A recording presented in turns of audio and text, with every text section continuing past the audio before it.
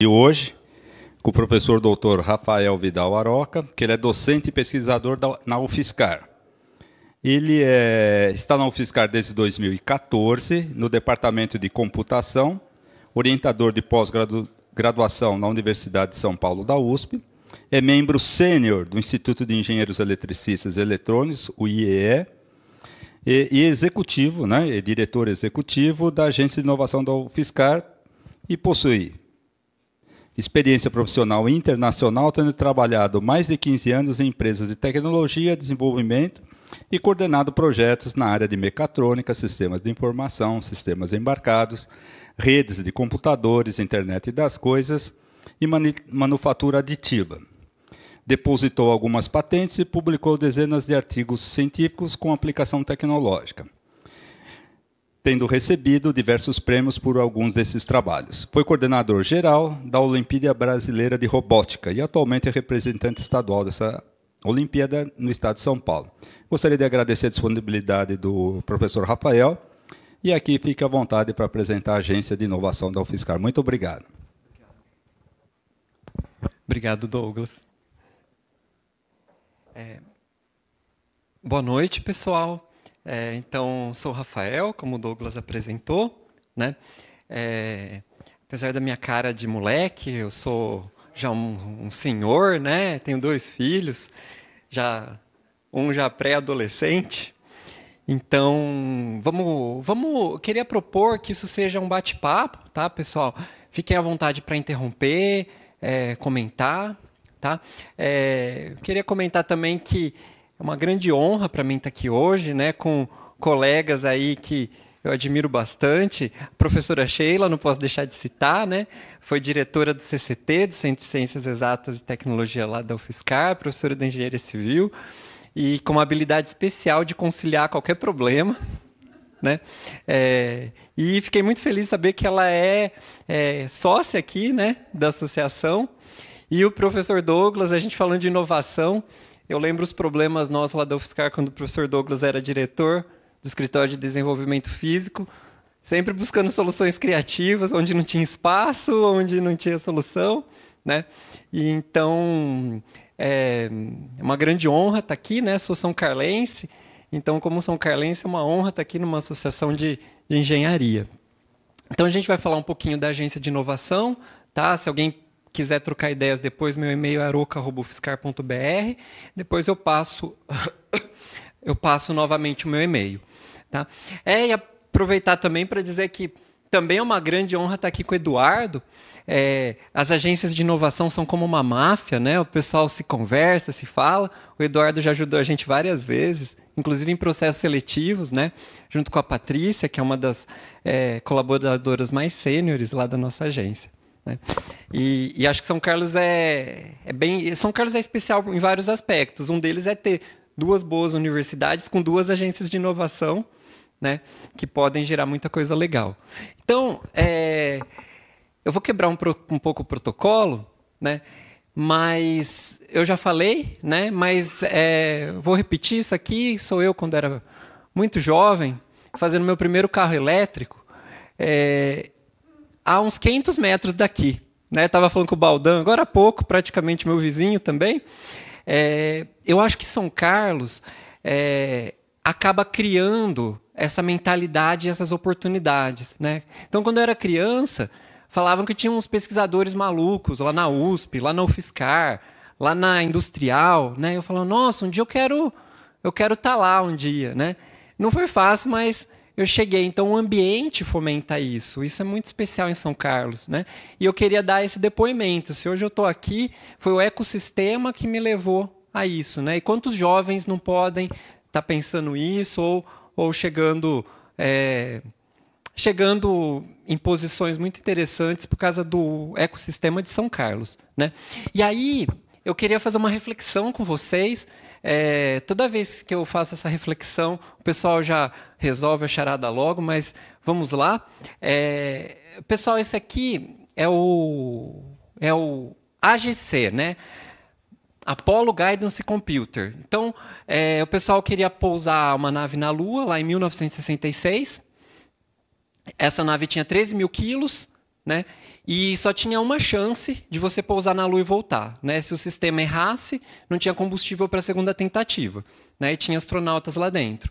E aí a pergunta que eu faço, mais em forma de reflexão, para a gente pensar em que momento a gente está da sociedade da engenharia, é que tipo de computador vocês acham que poderia ser utilizado ou foi utilizado para conseguir esse feito aí, na década de 60, né?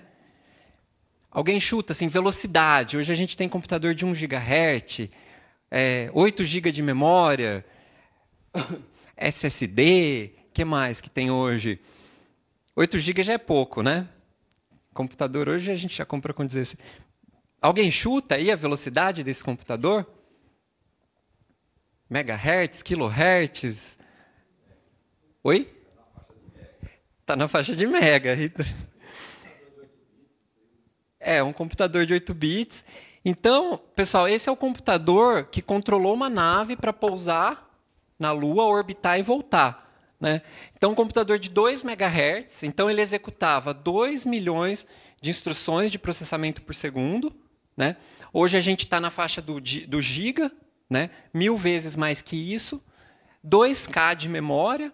2K de memória são mais ou menos 2.000 números na memória até 255. Né? Se for um número mais complicado, aí são 500 números na memória. E ROM é como se fosse o HD.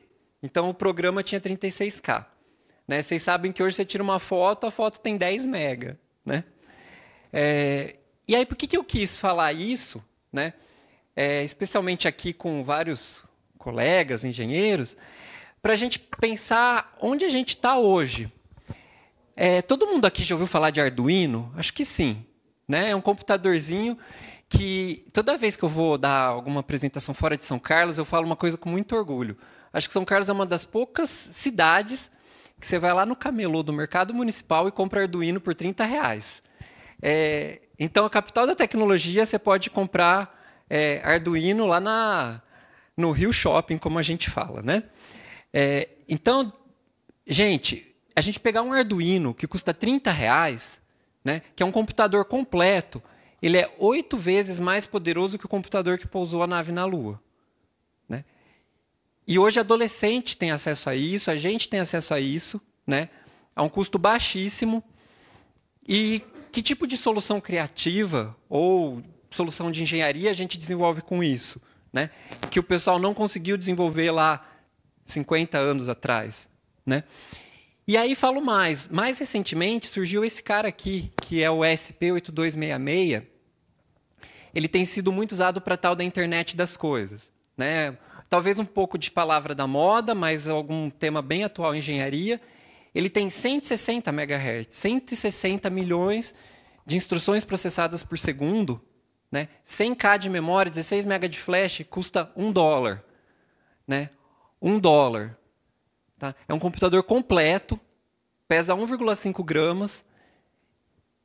Eu fico espantado com o que a gente tem à nossa disposição, né, do tamanho de uma moedinha, e muitas vezes a gente não sabe, né, ou não se dispõe a usar, ou acha que é muito complicado. Né? Existem ferramentas bem acessíveis para desenvolver solução com isso. Eu vi que recentemente teve um curso de automação residencial aqui. Normalmente, esses equipamentos de automação residencial têm um desse lá dentro. Tem um ESP8266. Né? Então, a gente está com tudo isso à nossa mão, né? Com toda essa tecnologia à nossa disposição. Né? E eu gosto do que aconteceu com esse cara. Quem que viu esse filme aqui? Alguém viu esse filme? O Menino que Inventou o Vento? Então, é um filme que me chamou muita atenção, né? E eu queria compartilhar rapidamente com vocês. Né? Esse é uma história real, né? Desse menino que chama William. É difícil pronunciar o sobrenome dele, é Kankivamba, eu acho. Né? E aí eu pergunto se ele criou alguma inovação, mas antes eu vou ter que contar um pedaço da história para vocês. Desculpa para quem já viu o filme ou para quem quer ver, mas vou contar bem brevemente. Né? Ele é lá do interior da África, as pessoas estavam morrendo de fome, o cachorro dele morreu de fome, né? A casa dele sendo saqueada, o pessoal brigando por comida, e ele gostava de estudar. Né? E, de repente, ele percebeu lendo livros, estudando, que ele podia fazer um gerador eólico, ligar numa bomba de combustível de uma caminhonete que estava no ferro velho e bombear a água de um poço para irrigar um jardim, para eles plantarem e terem subsistência, né? A história é muito bonita, recomendo o filme, tem no Netflix, aí, sei lá, nesses canais, muito legal. Mas eu pergunto, ele criou alguma inovação, né? Já que a gente está aqui para falar de inovação, energia eólica, uma coisa que não é nada do outro mundo, já é antiga, né? Bomba de bombear água subterrânea, né? Também não é nada muito novo. Então, alguém tem sugestão? Ele criou alguma inovação ou não? Silêncio. Então, bom, na minha opinião, isso é minha humilde opinião, né? Sim, ele criou uma inovação dentro do ecossistema dele, né? Dentro da comunidade dele. Pode não ser uma inovação em outros lugares, né? Mas lá no caso era uma inovação. Se ele tinha recursos, ele praticamente não tinha recurso nenhum, né? Ele não tinha dinheiro, ele gostava de escutar jogo de futebol no rádio, não tinha dinheiro para comprar pilha. Então ele começou a usar energia eólica para alimentar o rádio para escutar o jogo de futebol. E aí ele ficou popular entre os garotos, né? Quem conseguia fazer o rádio tocar o som lá do futebol, né? Se ele tinha conhecimento, ele não tinha, mas ele foi atrás na biblioteca da escola, né? E com livros básicos da biblioteca da escola ele conseguiu bolar essa solução, né? E se ele tinha apoio, não tinha nenhum, né? O pai dele foi extremamente contra toda essa ideia, né? Para ele concretizar o projeto dele, ele teve que desmontar a bicicleta do pai dele, e o pai dele não foi nada feliz com isso, foi totalmente contra. E por aí vai. Não vou dar mais spoilers, né? Mas vou deixar a recomendação. O filme é muito bonito, né? Vale a pena assistir, né? O menino que descobriu o vento. Agora a nova moda, toda hora tem modas de nomes, né? Agora a nova moda é o self-innovator, né? Pessoa que se inova. E esse cara virou modelo de self-innovator, né? Enfim, até hoje não sei direito o que é self-innovator, né? É a palavra da moda, mas dizem que ele é um self-innovator. Mas, enfim, voltando à inovação, né? Se vocês ainda estão me aguentando, inovação e exploração com sucesso de novas ideias, né? Esse aí é um professor que disse, e eu acho que isso é muito importante falar. Às vezes alguém vai lá visitar a universidade ou vai visitar um pesquisador e fala: nossa, quanta coisa legal você fez, você é um inovador, né? Quantas dessas coisas estão no mercado ajudando a sociedade? Nenhuma, né? Então é um bom inventor, né? Mas de invenção para inovação tem um caminho, né? E é disso que a gente quer falar um pouquinho. Então a gente tem o caso lá do computador que pousou o módulo lunar, do William. Isso aqui eu quis pegar... Eduardo conhece, né? Tecnologia da USP aqui de São Carlos, né? Para tratamento de fibromialgia. Tudo isso é inovação, mas que veio de uma invenção posterior, né? Anterior, desculpem. Então, aqui tem tecnologia de circuitos integrados, aqui tem geração de energia por gerador elétrico, transmissão por fio, aqui tem o laser, né? A aplicação do laser gerou uma inovação. Então, gostei dessa figura aqui, resolvi trazer para compartilhar com vocês. E uma coisa que eu fiquei muito feliz, algumas coisas que o Eduardo falou, a gente complementa agora, né? Então, a parte de proteção, né? A gente, às vezes, tem uma ideia, a gente inventa e protege com as patentes, que o Eduardo falou, e tenta levar para o mercado, né, por um processo de inovação. O que é importante, né, que eu queria compartilhar com vocês, é que é muito difícil, né, para não dizer impossível, você ir da ideia para a inovação, né? Esse caminho aqui é difícil, mas a gente pode ter ideia, né, ir por um processo de invenção, inventar, né, com criatividade e disso inovar, né, levar para a sociedade, para o mercado, que é um dos papéis mais importantes das agências de inovação, pegar tecnologias da universidade e levar para o mercado, né? Então, gostei também dessa frase. O professor fica citando todo mundo, né? Mas faz parte. Invenção é a primeira ocorrência de uma ideia para um novo produto ou processo, né? Então, primeira ideia para um novo produto ou processo. Enquanto inovação é a primeira tentativa de colocar isso em prática, né? Nem sempre dá certo na primeira, nem na segunda, nem na terceira, né? Então, aqui tem alguns exemplos, né? Alguém inventou a roda, né? Foi uma invenção, né? Mas a inovação foi colocar isso num carro, né? Um microchip, um processador, né? Isso aqui foi uma invenção, mas colocar ele num tablet, num PDA, num computador, isso é inovação, né? O laser, a cada dia surgem mais aplicações, né, do laser. O laser foi uma invenção. Se tinha utilidade prática quando foi inventado, né, talvez não tenha nem sido pensado, mas depois começaram a surgir inovações com essa tecnologia. Bom, outra coisa chata de convidar professor é que o professor fica recomendando livro, né, filme, livro. Então, eu queria recomendar 2 livros aqui, né, que eu gosto muito, que é esse Fora de Série, Outliers, né, e esse Mindset, de uma psicóloga americana, né, Carol Dweck. E o Fora de Série, o cara foi, esse escritor aqui, né, ele foi analisar a história de grandes gênios da humanidade, né, Mozart, Bill Gates, Steve Jobs, etc. Ele falou, o que esses caras têm de especial? Né? Nenhum tem um QI enorme, nenhum é um... nossa, nasceu sabendo tudo, né? Próprio Einstein, né? Mas ele percebeu que esse pessoal se dedicou muito, né? E ele chegou no número lá de 10.000 horas, que já virou meio clichê, né? Se você se dedicar 10.000 horas a um assunto, você vira um gênio, um expert naquele assunto. É essa a conclusão que ele chega. Então ele fala lá, as primeiras composições de Mozart, aos 6 anos de idade, eram horríveis. Aos 7 eram horríveis, aos 10 anos de idade eram horríveis. Né? Mas, de repente, do dia para a noite, ele virou o gênio da música. Né? Mas depois de 15, 20 anos, se dedicando 10 horas por dia. Né? Então, é bem legal esse livro. Né? E por que eu estou falando desse livro? Para citar, para mim, um dos maiores inovadores da história, né? Na minha humilde opinião, novamente, que é o Thomas Edison. Então, Thomas Edison, a gente, como professor, né, sofre para fazer uma patente, né? A Sheila foi levar os documentos de uma invenção hoje lá, né? A gente fica anos para fazer um. O cara faz 2.000, né? Como que isso é possível? 2.000 patentes. Mas ele tem uma característica especial de que ele nunca se dava por derrotado, né? Nunca se desmotivava com isso.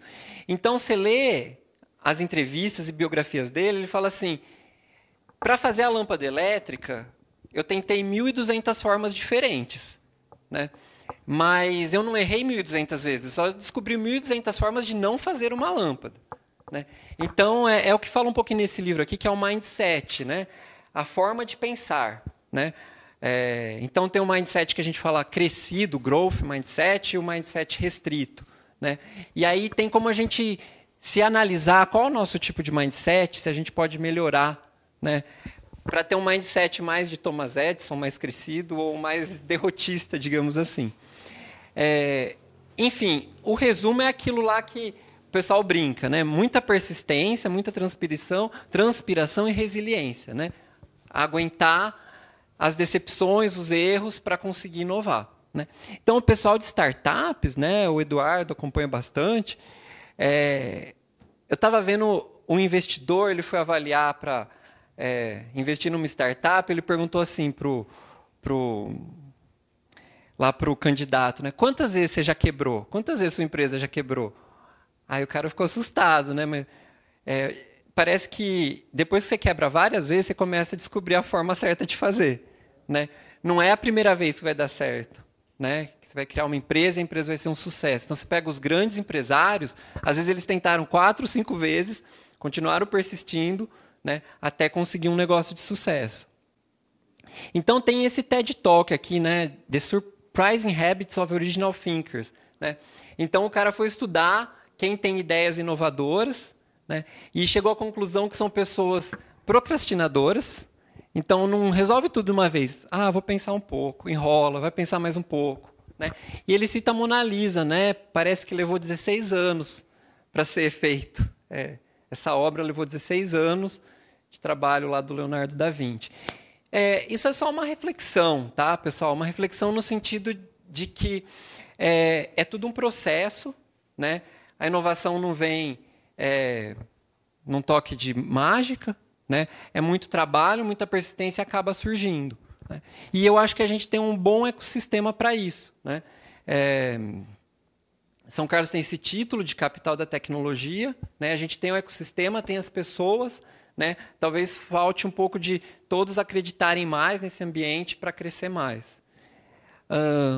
Aí eu vou pedir parênteses, pedir desculpas para abrir parênteses e fazer propaganda da Agência de Inovação da UFSCar, né?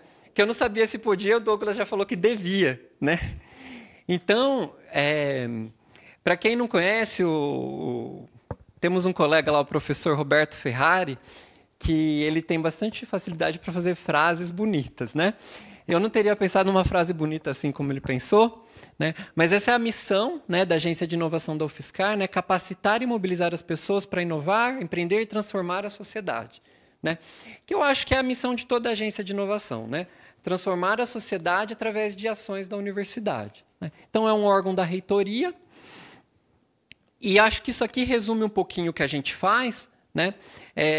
Está bem alinhado com o que o Eduardo disse, né? Na verdade, só vou complementar o que ele disse, mas a gente tem um monte de coisa acontecendo dentro da universidade, né? Pesquisas, trabalhos de conclusão de curso, tese de doutorado, dissertação de mestrado, projeto de pesquisa, inovação e extensão, né? Tudo isso está gerando alguma tecnologia, algum conhecimento, né? Que eventualmente tem aplicação no mercado, né? Pode ajudar a sociedade, né? Não necessariamente gerar dinheiro, né? Mas, de repente, ajudar a sociedade. Então, a gente tem uma comissão lá que avalia, né? Comissão Especial de Propriedade Intelectual, avalia a maturidade dessa invenção, se ela deve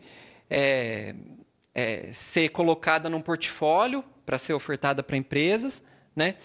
Ela é protegida, se necessário, isso o Eduardo falou, e é importante, né? Eu acho que as patentes hoje são a enciclopédia do conhecimento humano, né? Tudo que a gente pensar de tecnologia estão em patentes, né? Em algum registro formal, né? E uma coisa especial de patente que eu particularmente gosto muito toda patente é aberta, como o Eduardo falou, mas se eu quiser usar para fins pessoais ou pesquisa, eu posso fazer isso gratuitamente. Mas se alguém quiser ganhar dinheiro com o que eu inventei, me dá aí 5% do lucro, né, para ajudar em novos desenvolvimentos. Então, o modelo de patente é bem legal, né? Ela é aberta, está aberta para a comunidade, mas se alguém for ficar rico com isso, me dá um pouquinho aí, porque eu gastei tempo e dinheiro para desenvolver isso. E aí a gente faz um esforço de transferência de tecnologia, né, tentando levar isso para o setor produtivo, né. Normalmente, esse ciclo pode se fechar, né, no formato que o Eduardo comentou. Eventualmente, a empresa pode procurar a universidade para propor projetos, né. Então, queria falar alguns estudos de caso, né. Esse é um estudo de caso que dá bastante orgulho para a gente, né, que é o Programa de Melhoramento Genético da Cana-de-Açúcar, PMGCA, né, é um projeto lá da UFSCar, Campus Araras, né, onde a UFSCar é referência no desenvolvimento de melhoramento genético da cana-de-açúcar, né. 68% da cana plantada em todo o Brasil foi desenvolvido na UFSCar, né. É muito significativo, né, 68% da cana plantada.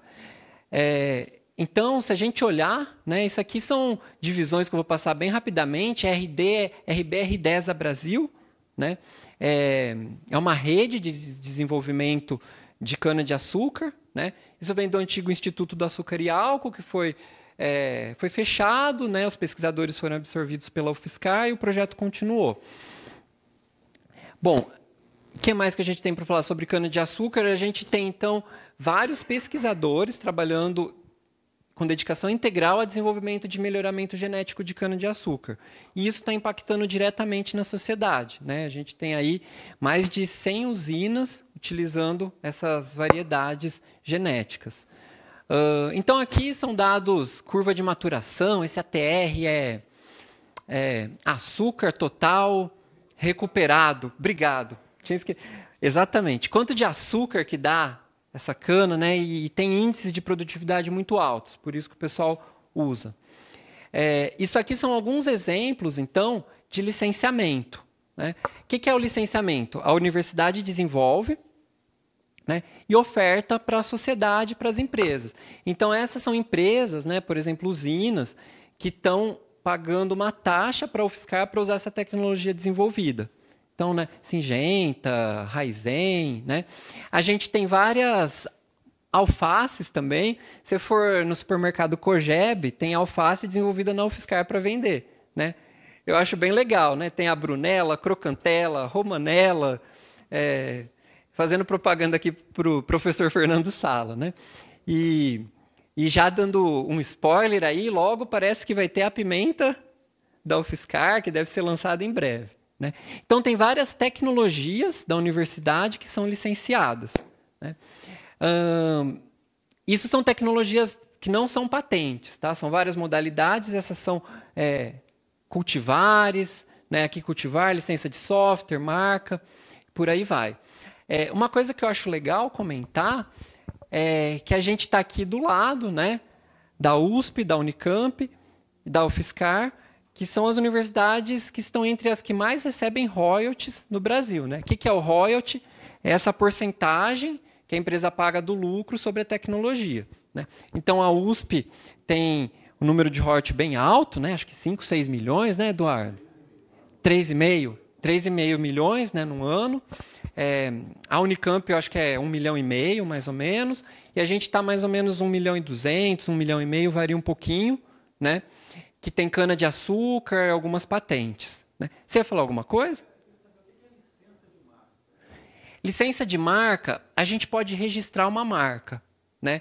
Então, você cria um logotipo ou uma marca comercial e aí você pode cobrar pelo uso dessa marca, né? Então, por exemplo, aqui no caso, é essa marca aqui, ó, essa marca TCP foi licenciada por algumas empresas, né? A marca foi desenvolvida, né, por um professor e foi licenciada para a empresa. Na Electrolux, eu acho que é provavelmente a empresa que licenciou essa marca TCP. Né? Acho não, Eu não sei o que é essa marca TCP, mas é alguma coisa... eu sei o que é. Como que eu vou explicar? É alguma metodologia de exercícios físicos, eu não sei detalhes, porque são muitas tecnologias e a gente não consegue saber tudo de todas, né? Então, o Eduardo estava falando do caso da USP, a UFSCar tem cerca de 220 patentes, né? Cerca de 300 tecnologias, né, protegidas. É uma universidade menor, né, num contexto menor. Mas aí a gente recebe, então, cerca de R$ 1.200.000, né, por ano na UFSCar de royalties, né? Então, é essa porcentagem sobre o lucro da tecnologia usada.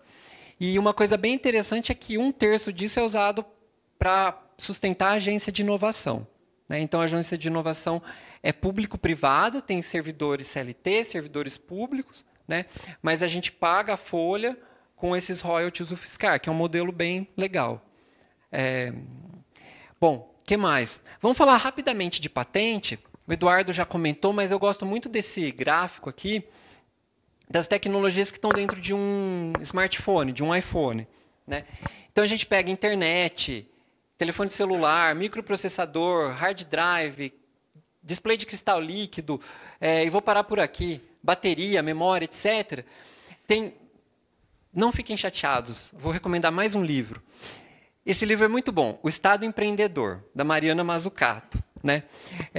Ela conta como que é importante o Estado estar investindo na universidade para fazer uma pesquisa, um desenvolvimento sem compromisso de virar produto, né? Porque se tudo que você fizesse para virar produto já virasse produto, o que a gente vai plantar hoje para daqui 10 anos ser uma tecnologia mais madura, como, por exemplo, o laser, né? Então, ela cita, né, empresas que pagam uma taxa, né, pagam uma porcentagem quando eles vendem um produto que tem uma tecnologia desenvolvida na UFSCar. Então, bem rapidamente, né? E agora, a gente demorou um pouquinho para fazer esse trabalho que o Eduardo comentou, né, de mapear empresas filhas da UFSCar, né? A gente começou o ano passado, já temos aí umas 40 empresas cadastradas, né? Mas são empresas que saíram de laboratórios, né, nasceram em algum laboratório, que a gente chama de spin-off, ou algum ex-aluno da UFSCar se motivou durante o curso, etc., e abriu uma empresa. Então, aqui são algumas empresas, né, que a gente tem muito orgulho de citar, né? Por exemplo, a Envilha é É uma empresa que, se eu não me engano, fatura R$6 milhões por mês, né? É uma empresa de serviços de TI, de um ex-aluno da UFSCar, Renato Bolzan, que ele conta que se motivou a abrir a empresa numa aula de empreendedorismo do curso que ele fez lá na computação da UFSCar. As empresas júniores também fazem parte? Não, aqui só estão as empresas que nasceram a partir de alunos, ex-alunos ou alunos da UFSCar, mas não tem empresa júnior aqui, não. Né? A UFSCar tem hoje 27 empresas júniores. Tá? E aqui alguns clientes parceiros, que a gente tem projetos em andamento, né? Petrobras, Embraer, Suzano, GSK, Envilha, projetos ou parcerias, né? Não necessariamente projetos. Tá? Então, na verdade, para a Sheila e para o Douglas, eu fui lá na FAI, peguei a lista das empresas que tiveram alguma parceria recentemente, peguei os nomes que eu achei que eram mais interessantes e trouxe só para mostrar as conexões interessantes que são feitas dentro da universidade. Né? Então, estamos falando de royalty, queria mostrar para vocês a evolução de royalties. Né? Isso aqui são os royalties que a UFSCar vem arrecadando aí desde 2010. Né? De forma similar, nossa agência de inovação foi criada em 2008, né? Então tem aí um pouco mais de 10 anos, né, a partir da Lei da Inovação, que agora foi revista, né, com o novo Marco Legal de Ciência e Tecnologia, que abre as portas para muitas oportunidades interessantes. Né, que eu vou falar uma agora e essa eu vou fazer bastante propaganda. Então, qual que é a ideia nossa? E de todas as agências de inovação, claro, é facilitar, né, que a universidade faça parceria com a empresa, né, que as pesquisas possam ter incentivo, né, e pessoas possam investir, e tudo isso convirja. Né? Então, a gente propôs esse modelo recentemente, né, é uma nova oportunidade que a UFSCar está oferecendo, né, e isso a gente queria fazer grandes parcerias com a comunidade de São Carlos e de fora, mas, basicamente, a gente pode ofertar estruturas da universidade, né, para entidades externas, sejam entidades públicas, empresas e até mesmo pessoas físicas. Então, pode ser equipamento, laboratório, sala, prédio, terreno, obra inacabada. Então, vamos supor que a gente tem lá um prédio inacabado, que a universidade não tem recursos para terminar esse prédio. Né? Então, a unidade responsável por essa obra inacabada, o departamento ou centro, pode ofertar essa obra para qualquer empresa interessada. E a empresa vai fazer uma proposta. A gente pode receber várias propostas, e aí o conselho lá do departamento e depois o conselho de inovação vão avaliar essas propostas. Ela sendo boa, a empresa pode usar aquela estrutura, né, dando alguma contrapartida, que pode ser financeira ou não. Então, por exemplo, a contrapartida pode ser conclusão do prédio. Então, a gente tem um prédio inacabado, a empresa se propõe a terminar o prédio e usar o prédio por 10 anos. Né? Então, ela não vai pagar, né, não vai fazer um depósito para a universidade, mas vai concluir uma obra e ainda vai estar dentro do ecossistema da universidade com vários pesquisadores, PhD, alunos, né, de graduação, de pós-graduação.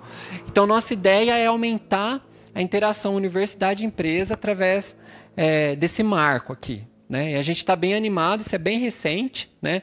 Tem cerca de um mês que isso foi aprovado. A gente viu que a USP também tem uma norma muito parecida, recente também. Né? Tudo isso do novo Marco Legal de Ciência e Tecnologia, né? Que é de abril de 2018. Então, esse é o parênteses da Agência de Inovação da UFSCar. Tá? Se alguém quiser comentar ou perguntar alguma coisa, fique à vontade, tá, pessoal? E aí eu lembrei que, enquanto eu estava preparando a apresentação, eu lembrei que eu estava fugindo do assunto, né, mas não sei se eu vou conseguir voltar ao assunto também, que era inovação e tecnologia na engenharia, arquitetura e agronomia. Né? Mas vou tentar falar algumas coisas que eu vi aí no tempo que eu trabalhei em empresa e na universidade. E eu queria... Vou me esconder antes de dizer isso, mas tem mais um livro aqui, eu prometo que é o último de hoje, Última Tarefa. Esse livro é bem legal, né? O Dilema do Inovador. Né? Então, eu não sei pronunciar o nome desse escritor, Chris Tessin, enfim, é um professor de uma universidade americana, né? E ele propôs 2 modelos de inovação que viraram famosos, que é a inovação disruptiva, né, e incremental. E aí eu queria falar rapidamente da inovação disruptiva, que é quando surge uma tecnologia que é tão revolucionária, né, que ninguém esperava, tudo que existia antes a gente nem lembra que existia mais, né? Então, como eu falei para vocês no começo, né, eu já sou um senhor, né, eu usava disquete. Eu acho que todo mundo aqui usou disquete, né? Talvez tenha gente que não tenha usado disquete. Mas quando surgiu o pendrive, em 1 ano ninguém mais tinha disquete. Não sei se vocês lembram como foi rápido, né, a transição de disquete para pendrive. Outras coisas, outras tecnologias surgem e aos poucos vão se consolidando, né? Enquanto isso, o que já existia continua, né? Mas quando você tem uma tecnologia de ruptura, né? Aqui eu trouxe o exemplo que está no livro, aliás, da escavadeira a cabos, né? E a escavadeira, né, pneumática, hidráulica, né? Quando surgiu esse tipo de escavadeira, rapidamente todo o mercado dessa escavadeira sumiu. As empresas que fabricavam quebraram, né? Que é o caso da Kodak, que era uma das empresas de maior sucesso no mundo. De repente surgiu a câmera digital, que a Kodak tinha patente, que a Kodak sabia fazer, né? Mas o negócio da Kodak era fazer filme, revelação, etc. E uma empresa que ninguém acreditava que ia acabar, né? E tem várias histórias dessas, né, de empresas que sumiram do dia para a noite porque surgiu uma tecnologia revolucionária, de ruptura, né? Então, a memória flash é considerada uma tecnologia de ruptura, né, que é o que está dentro do pendrive, que é o que está dentro do smartphone, né? E agora a gente tem, vou dar meu testemunho aqui, o tal do SSD, né?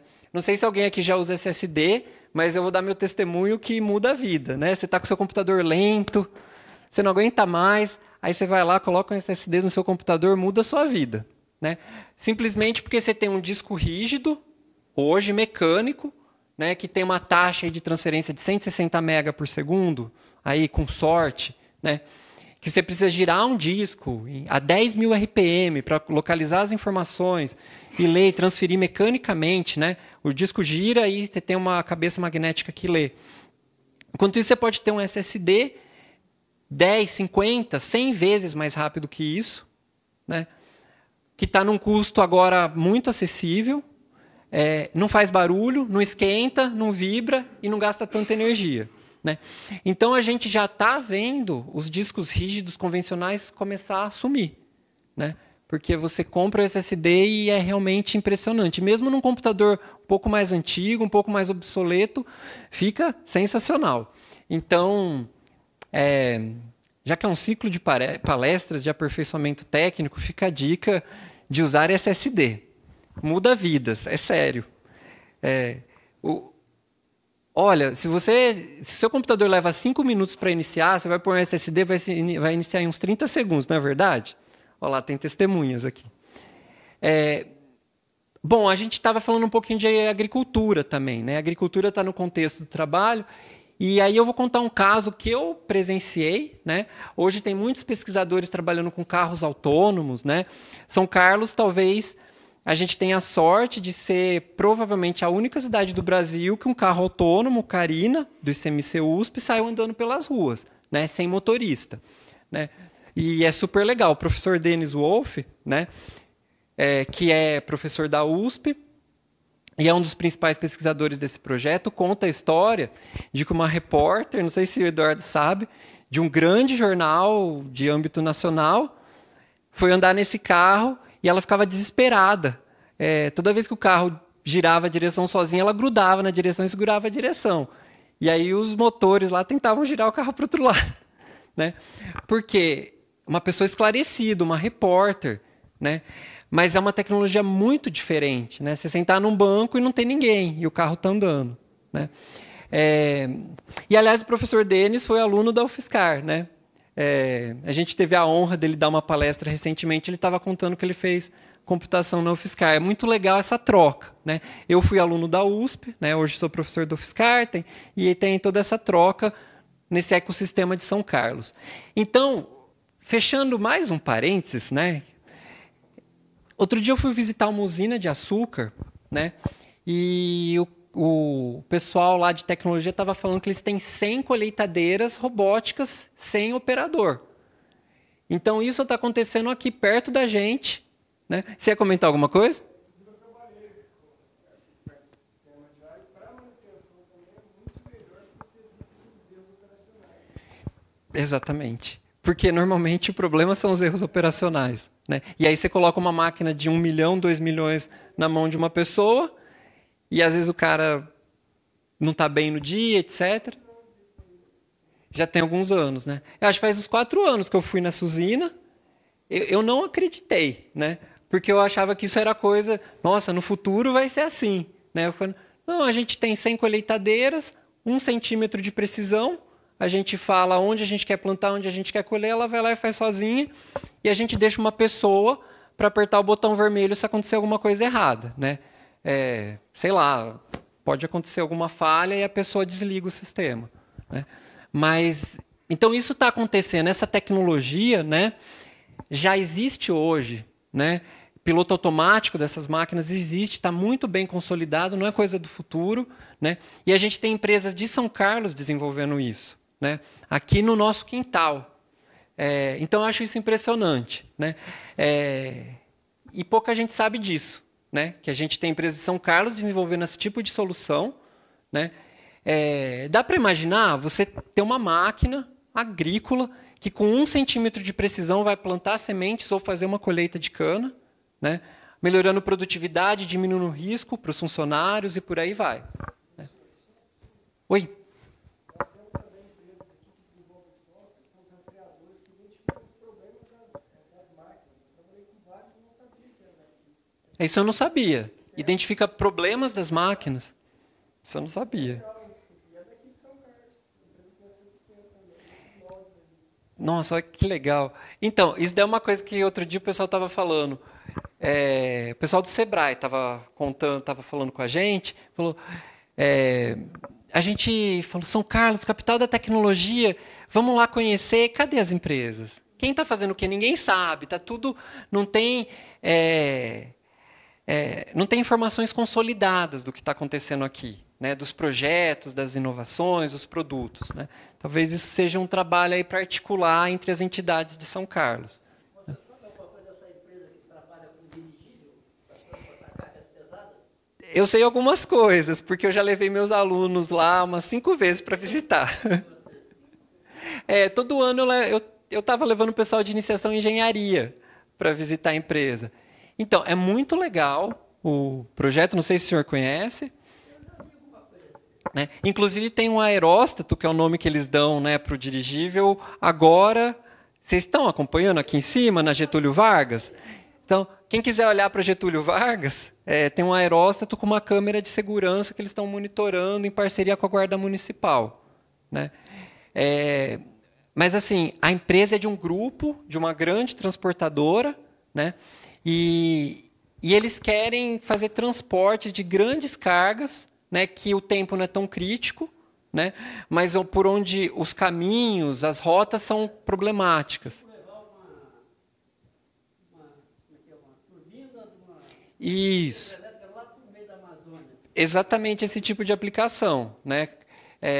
Então, ou uma pá eólica, né? Você tem toda uma logística para transportar uma pá eólica, né? Tem muitos lugares que ela não passa, não dá para fazer a curva, né? Você poderia levantar ela, mesmo que leve meses, né, para você transportar. Hoje já leva meses por rodovia, né?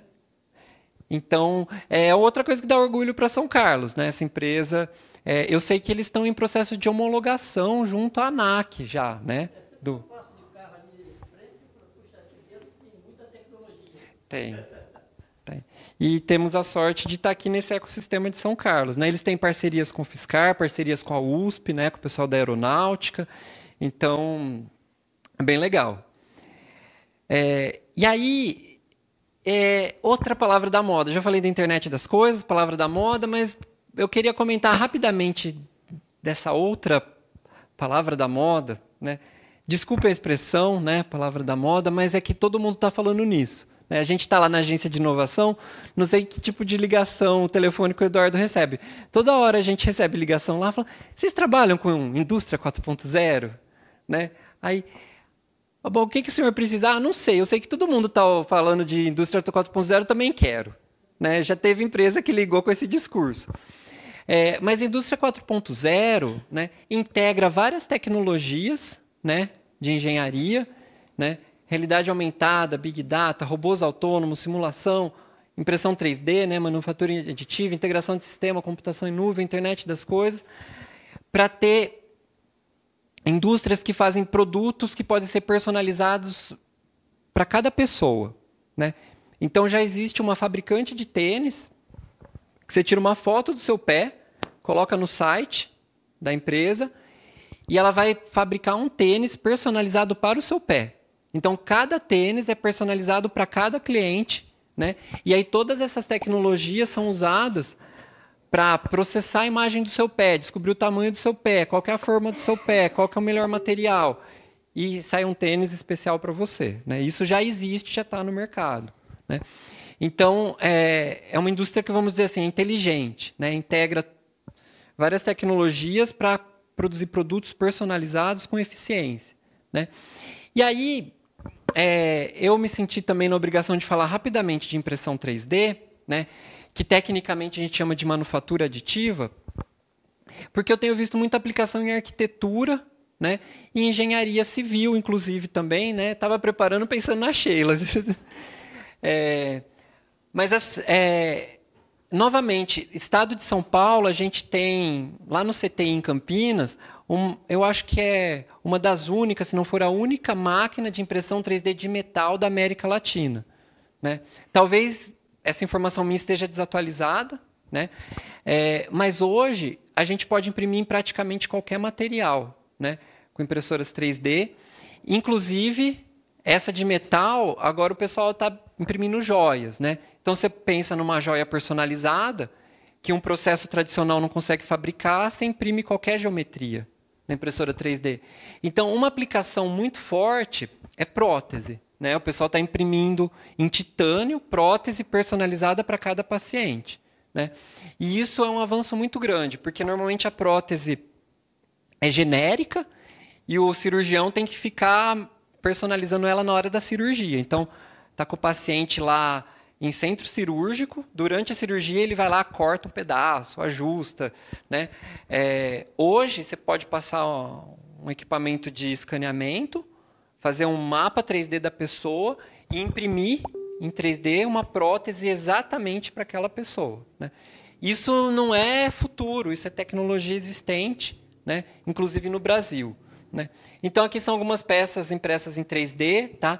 Já tem aviões com várias peças do motor impressas em 3D. Né? E agora, impressão 3D de plástico, polímero já é bem comum. Né? Hoje, para quem não conhece, tem algum interesse, você compra uma impressora 3D que imprime em polímero, ABS, PLA, por cerca de R$ 1.000, R$ 1.500. Né? Se você quiser uma impressora melhor, você compra por R$ 2.000, R$ 3.000, etc. Mas por R$ 1.500 você compra uma boa impressora, já com os impostos. Diga. A dúvida é como é que está o desenvolvimento da impressora utilizando cerâmica. É um desafio muito grande. Eu sei que o pessoal da engenharia de materiais da UFSCar está trabalhando nisso em parceria com uma empresa. Tem alguma informação? Não, eu não sei novidades, eu posso procurar descobrir. Mas realmente isso é um desafio muito legal. Né? E eu sei que tem um grupo trabalhando nisso nesse exato momento, mas não sei o estado que está. Né? Então, uma das coisas que o pessoal está crescendo muito é a impressão 3D biológica. Né? Então, já tem caso de impressão de orelha. Né?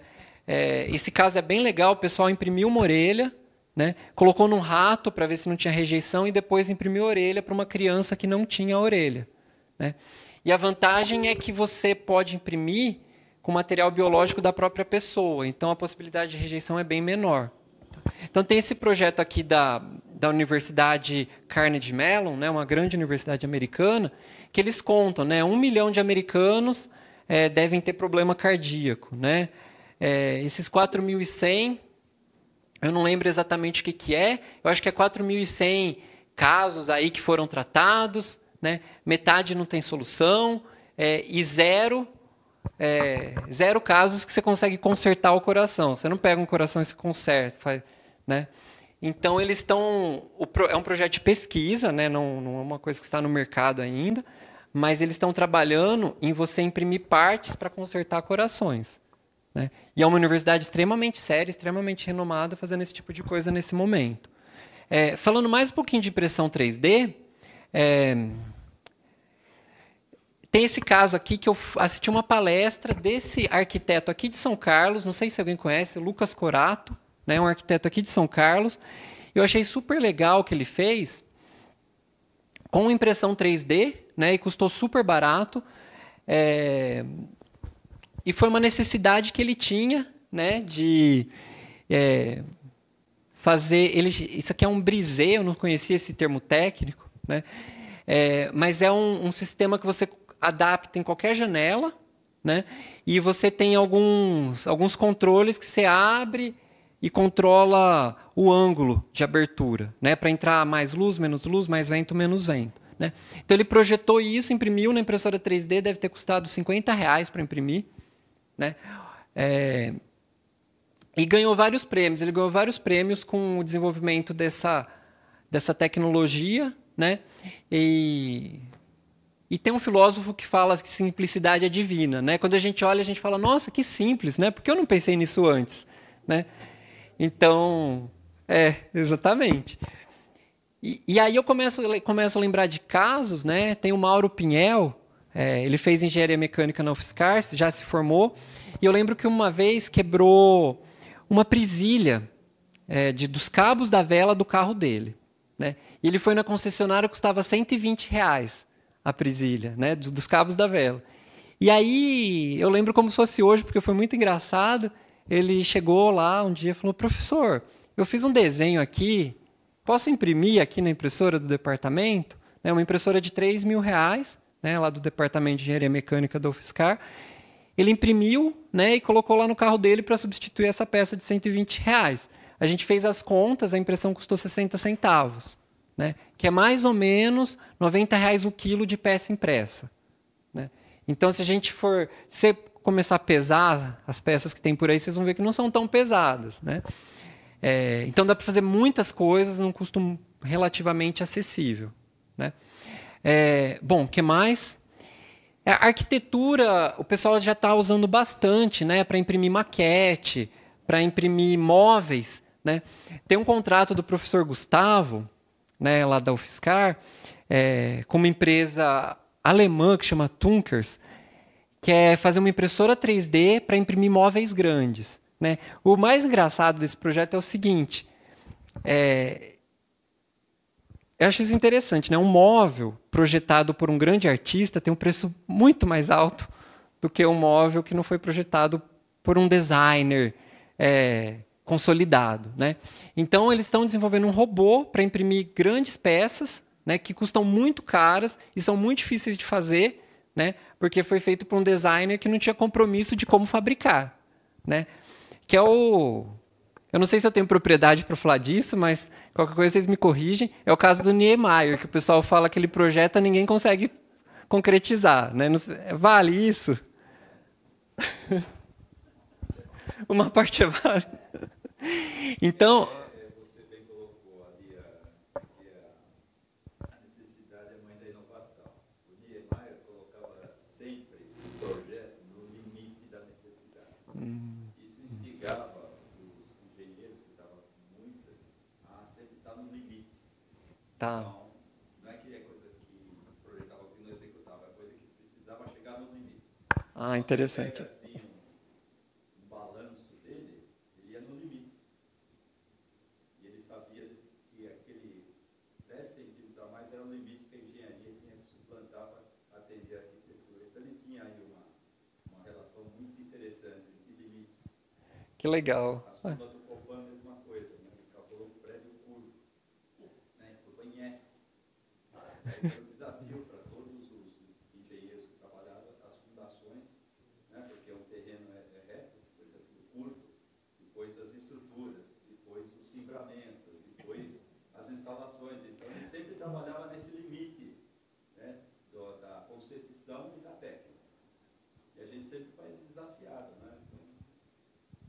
Tá, legal. Não, obrigado, Douglas.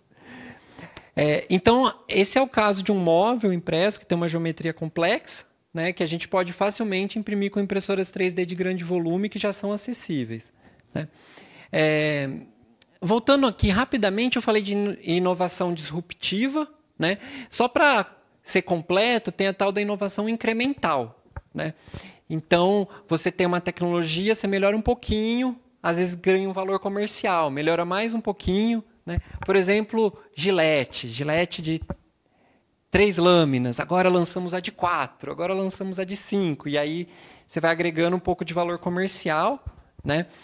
Como o caso da lâmpada, vai variando, e por aí vai, né? Então, lâmpada de LED, processador mais rápido, máquina mais eficiente, né? E se o Eduardo me permitir, tem o caso de um medicamento da USP, né? Super famoso, né? Não sei se eu posso citar. Posso, Eduardo? Oi? O Vonal Flash, isso, que é um medicamento para enjoo que virou assim... ele é um medicamento muito bom, mas que é uma inovação incremental, né? O pesquisador melhorou alguns aspectos da fórmula, né? Mas isso fez uma diferença sensacional, né? Ele é sublingual, né? Então, por aí vai. É muito interessante, o pessoal tem falado muito bem, né? E, pelo que eu vi, ele é realmente muito bom. E aí, eu queria compartilhar... Estou quase acabando, viu, pessoal? Estou quase acabando. Peço desculpa se eu estou me alongando. Mas como que ferramenta é importante, né? E eu gosto muito... Engenheiro normalmente gosta de ferramenta, né? E ferramentas em vários sentidos, né? Ferramentas de gestão, ferramentas de desenvolvimento e ferramentas físicas mesmo. E aí eu gosto dessa analogia. Vocês já tentaram, né, martelar um prego com alicate ou cortar um fio com uma faca de cozinha porque você não tem uma ferramenta na mão? Eu, pelo menos, já tentei porque não tinha a ferramenta certa e a gente sofre, né? Então, eu queria citar que tem essas 3 ferramentas hoje, né, para desenvolvimento de projetos, né, rápidos em engenharia, que são assim, sensacionais. Então, impressão 3D é acessível, R$ 1.500, R$ 2.000 você compra uma impressora 3D e você produz praticamente qualquer objeto. Claro que, do jeito que eu falo, é bonito, mas tem algumas dificuldades envolvidas, né, mas é possível. O Arduino, a gente falou aqui, é um computadorzinho 8 vezes mais poderoso que o computador que controlou uma nave que pousou na Lua. O que não é possível fazer em controle e automação com isso? Né, por R$30. Né, cabe a gente usar um pouco da criatividade. E o App Inventor, eu vou deixar só a dica. Né, eu tenho tido experiências sensacionais com ele. É uma ferramenta do MIT, né, uma das melhores universidades do mundo, que você desenvolve aplicativos para smartphones ligando caixinhas, né? A gente, lá no UFSCar, tem um projeto que a gente dá aula disso para adolescentes, né, de escolas públicas, e em 4 horas a gente faz um jogo completo, né, para celular. Por que eu estou falando isso? Porque é engraçado o uso da ferramenta, né? A gente foi procurado no UFSCar por uma empresa, né, que precisava desenvolver um aplicativo para smartphone e contratou um serviço e ia ficar na faixa de R$20 mil, né, para desenvolver aquele aplicativo. A gente sentou, dava um tipo de ferramenta, né, e a gente usou uma ferramenta bem simples, que é gráfica, você conecta caixinhas. Aí você pode pegar esse aplicativo e pôr para vender. Né? Tem até caso de aluno que fez joguinho para testar, pôs para vender, ganhou aí algumas centenas de dólares vendendo joguinho lá nessas stores da vida. Eu juro que eu estou acabando. Deu 59 minutos, não fique bravo, Douglas. Como o Douglas convidou um cara feio para falar, eu trouxe uma foto de alguém bonita para dar uma inspiração final. Essa aqui é a Marissa Mayer, né? Queria fazer uma reflexão final, porque eu gosto de 2 frases dela. Né? Na verdade, ela tem os 9 princípios de inovação. Ela foi diretora de produto do Google, participou do desenvolvimento do Gmail, de vários produtos. Hoje ela é presidente do Yahoo. Mas eu gosto disso aqui que ela fala, né? As ideias vêm de todo lugar, né? E a criatividade adora restrições. Então, às vezes, a gente escuta o pessoal falar: nossa, mas quando eu tiver um financiamento para desenvolver meu produto, ou quando eu tiver tal coisa, ou quando eu tiver tal coisa. E aí a gente vê que às vezes é na restrição que começam a sair as boas ideias e boas soluções, né? Na falta de recurso. E aí, uma coisa que eu fico triste, eu tenho vários amigos que estudaram na USP e estão trabalhando na Microsoft, nos Estados Unidos, na IBM, porque o brasileiro é muito bem visto fora do Brasil como criativo e bom solucionador de problemas com baixo custo, né? Só falta o Brasil aproveitar a criatividade brasileira, né? E isso aqui, acho que todo mundo deve imaginar o que são essas garagens, né? Garagem da Apple, da Amazon, esqueci de onde que é a outra garagem, mas empresas enormes, né? Extremamente inovadoras, que não tiveram um aporte inicial de milhões. Começaram lá numa garagem, no fundo de quintal, com criatividade e restrição. Dicas de livro, vocês não aguentam mais. Tem que curtir a página no Facebook da Agência de Inovação, senão eu vou tomar puxão de orelha lá. Basicamente era isso que eu tinha para falar. Agradeço muito, é um prazer estar aqui. Desculpa se eu passei um pouquinho do tempo. É isso aí, pessoal.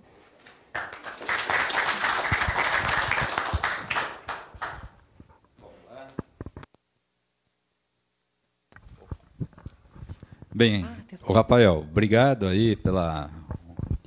É interessante, as abordagens aqui foram extremamente complementares. Parabenizo aí os pensamentos telepáticos das duas. Muito obrigado. Eu acho que aqui formou...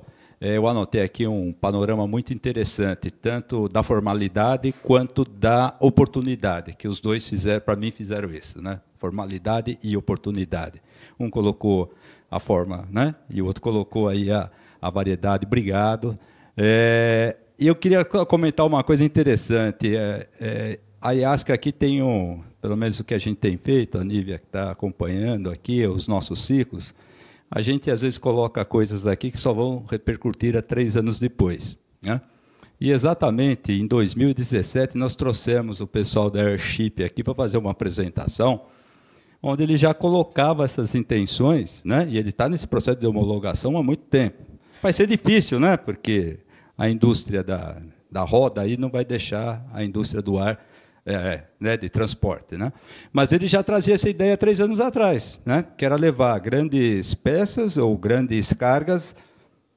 Ele colocou para a gente levar daqui para o Porto de Santos, tem Serra de São Carlos, Serra da não sei o quê, Serra de não sei o quê. O nosso Airship vai numa altitude programada. Ele falou, a única coisa era a gente ter um mapa climatológico, que ele fala que era o empecilho maior dele, né? Que era ter o plano do clima em toda a trajetória e ter os pontos de apoio de descida. Então, isso há 2 anos e meio atrás, né? Então, você vê que a IASC aqui acaba trazendo coisas importantes, né? E foi, inclusive, na gestão ali do nosso colega ali, o vice-prefeito Juliano, muito obrigado por estar presente, que a gente traz esses temas. E aí eu ia abrir para pergunta para vocês aí, se alguém tem alguma pergunta, né? A gente combinou eu sempre brinco, acabar por volta das 10, mas estamos aí no horário. Tem alguma pergunta? Vamos lá, se identifica e depois passo para você. Há uns 3 anos atrás, acredito, eu estive lá na Universidade Federal de São Carlos e era o lançamento do Prêmio Anual de Inovação, acho que FAPESP, se não me engano. E o prêmio era bastante tentador, que era um valor bastante alto. Eu queria saber, primeiro, se isso continua, existe o prêmio anual, e, segundo, se a USP também tem esse tipo de atividade. Eu não sei, você está falando do desafio fiscal de inovação? Você conhece, Sheila? Eu não conheço esse prêmio. Você conhece, Eduardo? Da UFSCar eu não conheço. Nacional. O que nós temos na USP, que está acontecendo nesse momento, é o Prêmio USP Trajetória pela Inovação. Então, é um prêmio para reconhecer e premiar aqueles docentes que têm uma trajetória reconhecida na área de inovação, inclusive tecnológica, mas não só tecnológica. USP. Assim, eventualmente, sempre surge prêmio FINEP de inovação, mas eu não sei se tem algum... Há mais ou menos 3 anos atrás, o Ministério de Ciência, Tecnologia, quando ele agregou inovação lá no Ministério, teve uma premiação, foi uma chamada especial. Isso, mas então, é especial e não teve repetição, não. Então, foi pontual, né? Não tem... anual. Rafael, parabéns, obrigada aí.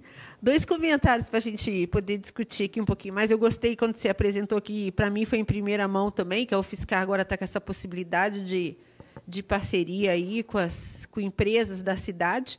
E aí o Douglas falou da questão, então, de alguns anos atrás, 3 anos atrás, ter essa palestra sobre o dirigível aí. Eu queria lembrar que, acho que uns 10 anos atrás, que eu tive aqui presente, a gente estava aqui com o Tarcísio Pinto, onde ele trouxe uma palestra sobre a questão dos resíduos aqui na cidade, da parte dos resíduos sólidos da construção civil. E eu, por ser da área da construção civil, quando você falou isso, assim, pensei logo, quem sabe alguém não quer tratar a gente desenvolver alguma coisa em relação a isso, né? Então, tipo assim, caberia um espaço dentro da universidade que não fosse só a empresa, mas que tivesse algum tipo de desenvolvimento de tecnologia, de processo, como na questão aí do reaproveitamento dos resíduos na construção civil. E outra coisa, então, outra pergunta, né? Então, bom também a gente discutir as inovações, a indústria 4.0 também tem acompanhado, a gente está agora com um projeto de internacionalização na UFSCar nessa linha também, mas das grandes críticas da indústria 4.0 é a questão do emprego, né? Então, a gente tem a necessidade do emprego mais inovador, do emprego do cientista, do emprego do profissional que estuda ou mais e está se preparando para a inovação, mas, ao contrário, aquele que é uma demanda grande da nossa sociedade, né, o operário menos qualificado fica por fora. Como é que você tem escutado isso também, né? Então, assim, olha, às vezes há um desincentivo, né, também de uma parte da sociedade que não entende também, né? Então, o desafio da gente estar divulgando e falando um pouco mais sobre a inovação. Obrigada. Obrigado, Sheila, pelos comentários. Eu só ia complementar, a inovação, ela provoca desemprego, acho que é isso, né? Ou seja, a inovação tem que gerar oportunidades? Junto. Acredito que sim.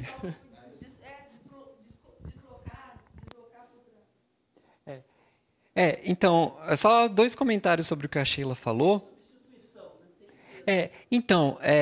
Na Olimpíada de Robótica, né, que é um evento que a gente organiza lá pelo UFSCar, e a Sheila sempre deu um apoio incrível. Uma vez eu saí com a pulga atrás da orelha, porque a gente foi falar da Olimpíada de Robótica, e alguém ficou bravo, né, e falou, esse negócio de robô vai tirar os empregos, olha o que vocês estão fazendo, né? E eu fui pesquisar, eu fiquei surpreso. Eu achei 2 ou 3 pesquisas, né, que eu não esperava encontrar, que eles fizeram uma análise dos empregos que vão sumir e dos empregos que vão surgir com tecnologia, automação, indústria 4.0. E as previsões dessas várias pesquisas é que vão ser gerados mais empregos do que os que vão ser subtraídos. Então, no balanço, vai ter mais vagas do que, se você tirar, né, subtrair vagas tiradas, né, de oportunidades geradas, a gente vai ficar no positivo, né? A questão é o que você falou. O pessoal vai ter que mudar, alguns trabalhos vão sumir, né, e esse pessoal vai ter que se reciclar e fazer outros tipos de... Aconteceu, né? Hoje você não tem mais cortador de cana. Eles foram absorvidos e hoje existe falta de profissional no mercado. Exatamente.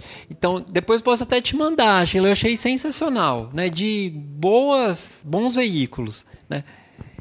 É difícil, né? A gente junta aqui professores, capacitação.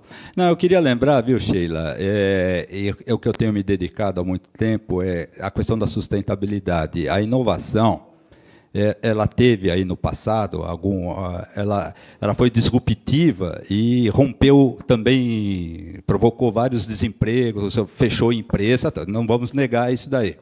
Mas o olhar daqui para frente, se você pegar os objetivos de desenvolvimento do milênio, um deles é sobre inovação e o outro fala sobre emprego, o outro fala, ou seja, todas as ações não estão mais desconectadas no mundo que a gente tem hoje. Então, um processo inovativo, às vezes, ele pode ser nem tão fomentado se ele for com esse potencial, entre aspas, destrutivo.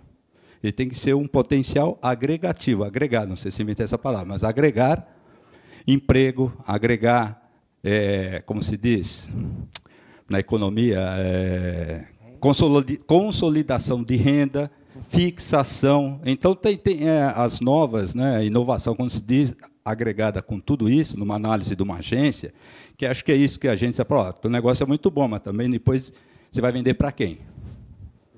Ela fala, então nós temos que trabalhar outro mercado, agregar outra, divulgar, associar. Né? Então, tem muitas empresas que têm coisas inovadoras, mas todo o lucro daquele produto, aquele processo, ela investe numa outra para melhorar, porque se não tiver ser humano para consumir, né? E só se consome atualmente via renda, né? Ninguém inventou uma coisa diferente que não seja renda para consumir, né?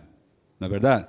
A gente tem que se dedicar, se empregar, fazer alguma coisa, mesmo que seja um trabalho autônomo, mesmo que seja um empreendedor, ele vai estar gerando alguma renda que vira aí negócio, esse negócio ele pode moeda de troca. Então, acho que a tendência, essa aqui, né, quando a gente fala de BIM, né, quando a gente falou de AutoCAD, os desenhistas sumiram, mas apareceram os cadistas. Né? Quando a gente fala que o AutoCAD, mesmo no CAM, né, Computer Aided Manufacturing, né, também, acabou o operador de turno. Não, agora temos um baita de um operador de turno, super capacitado. Eu lembro bem da DECA, que eu convivi robotização. Né? A DECA tinha ilhas lá com 20 ilhas de manufatura, com 20 operadores de turno. Passou a ter 2. Né? Porém, foram todos para desenvolvimento, projeto, foram para outras áreas. Né? O número de funcionários não caiu, mas se manteve. E a produtividade saiu daqueles 20 para um patamar violentíssimo. Né? Então, nós temos isso também. A inovação ela tem que estar agregada com esse conjunto importante de manutenção da sociedade. Dentro dessa linha também de tecnologia, né? De um lado reduz emprego, mas como o professor Rafael colocou, em outros pode ser uma oportunidade. A Uber, que é um exemplo que está no nosso cotidiano aqui, internos, eles têm 18 mil funcionários. Então, eu não estou nem dizendo de motoristas, né? Estou dizendo internos. No mundo todo, 18 mil funcionários. Então, se de um lado tem a diminuição, do outro existe a oportunidade também, né? E se quer mais coisa disruptiva do que o Uber, né? Que houve, né? Por outro lado, ele gerou você está falando de funcionários direto, né? De internos, mas tem uma outra figura que são aqueles que não são contabilizados. O próprio motorista, vamos dizer assim, do operador, ele tem ainda um conjuntinho que ele movimenta ali indiretamente mais 2 ou 3, né? Ele tem que ter o carro sempre limpinho, ele tem que ter o carro em manutenção, tem que ter o carro cheiroso, tem que ter uma balinha. Né? Aí entrou uma nova modalidade de para que eu vou usar meu carro se eu posso fazer um contrato de leasing, né, que eles chamam, ou um aluguel. Então, são modalidades no mundo moderno, né, que vão... A inovação é isso. Né? É essa a filosofia. A gente tem que fazer coisas para que também mais pessoas tenham oportunidade. Essa que é a grande sacada da inovação. Né?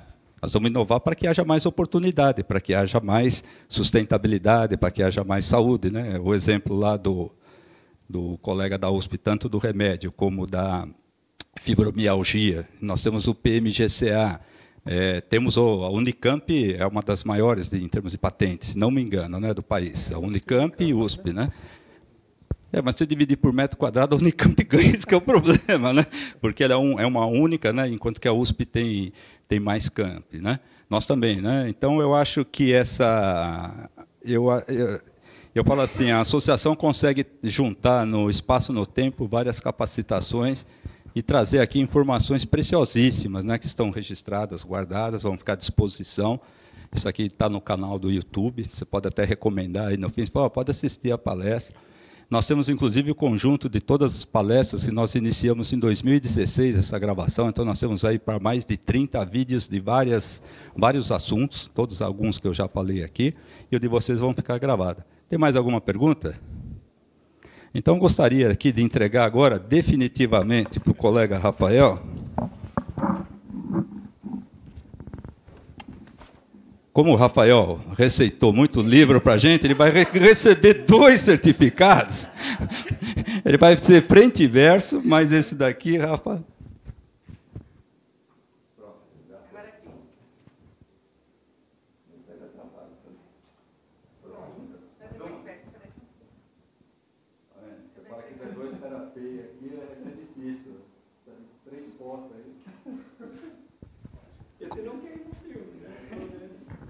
Colegas, muito obrigado aí, mais uma vez, uma salva de palmas aos dois, o Eduardo e o Rafael. Fica com os dois.